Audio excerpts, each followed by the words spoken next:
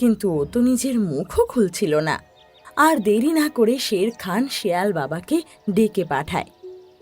এটা তো সম্ভব নয় যে আমার সিদ্ধি কাজ করবে না। তুমিও তো এত ভালো রাজা, তোমার সাথে এটা ঘটা অনেকই নিন্দনীয় ব্যাপার। নিজেও তো কিছু বুঝতে পারছি না আমি।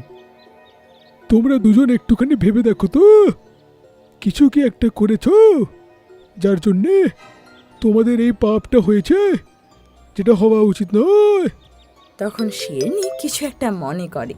হ্যাঁ, একটা হরিণী মা তার সন্তানের জন্য এসেছিল। তার সন্তান বিপদে ছিল, কিন্তু আমি তাকে কোনো সাহায্য করিনি। তুমি যখন একটা মায়ের চিন্তা না বুঝবে, তাহলে ভগবান কি করে তোমায় সুখটা দেবে?